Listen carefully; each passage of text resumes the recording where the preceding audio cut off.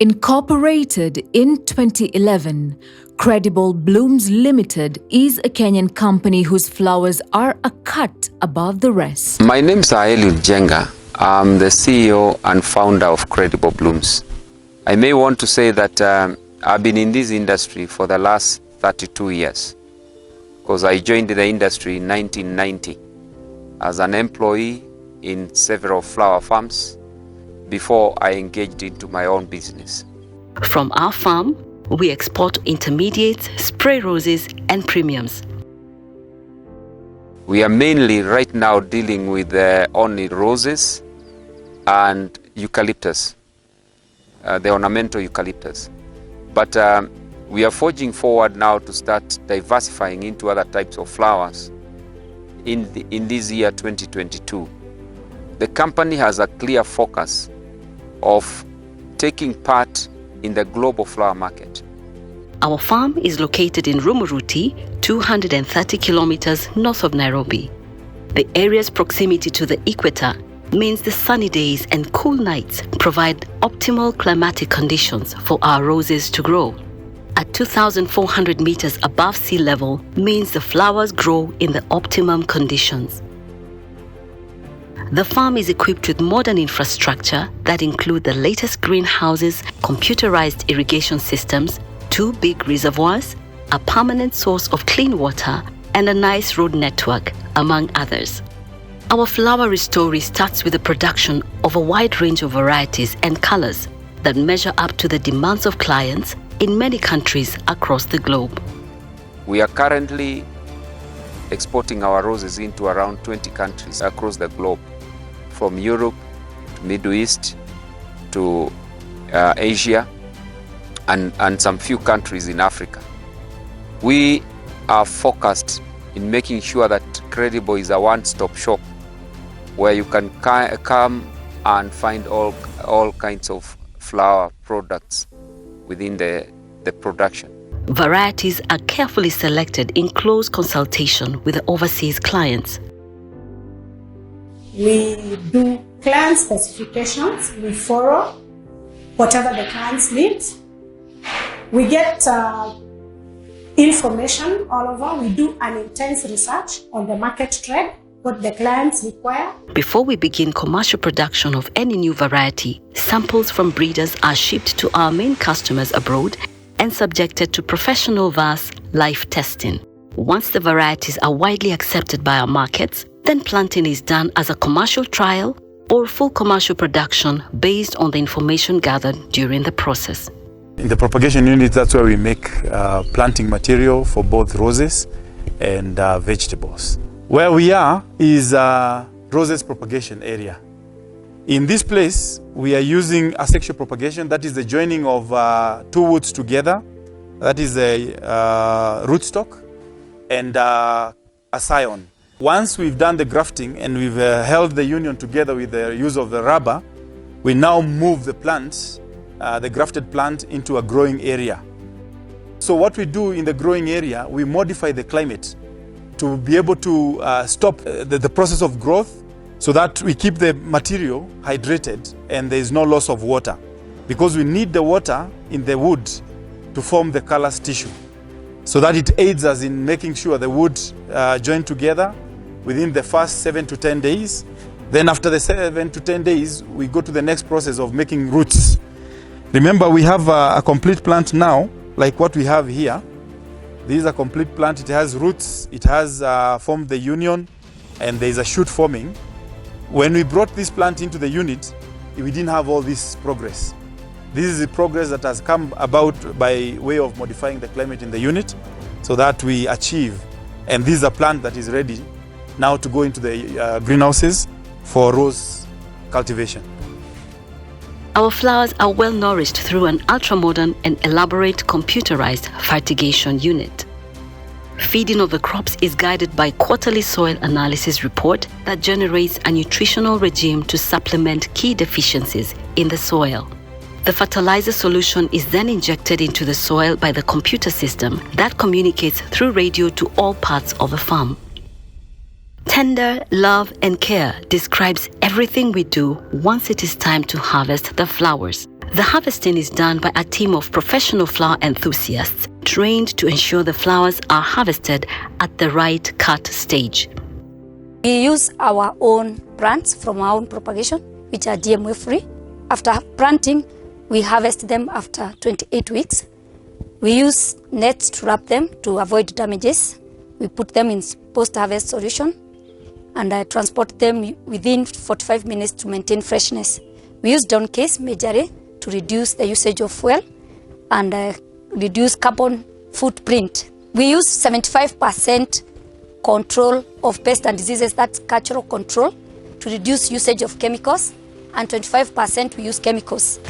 We use mostly the compost that we generate from the waste we get from flowers to enhance soil humus and reduce the usage of fertilizer. We also use the drip irrigation system to reduce usage of water so that we can maintain our water level in our dams and in our rivers. Our quality control team in the field checks every flower to ensure they are disease-free and top-notch. Flowers that pass this fast quality check are transported to the fast cold rooms. Pack house, this is the integral part of the farm, the region that ensures the customer get what is right in terms of quality. There is continuous shift from the customer demand and global market requirements. In pack house, we maintain a cold chain of 2 to 4 degrees in dispatch and 6 at arrival in the airport. After receiving the flowers, we pre-cool for 12 hours in the cold room after treating against any pest and disease. From the fast cold room, the flowers are moved to the grading floor where sorting, sizing, bunching, and sleeving are done. The process ensures that client specifications for color, length, head size, and cut stage are met. The following day, we cleanly sort, grade, and pack, allowing our flowers to bloom all the way to our customers. We had pick, analyze, recheck our quality to ensure we meet the customer specs. Our professional quality control team ensures that these specifications are followed to customer satisfaction. We also ensure every bunch has a date dot sticker for traceability.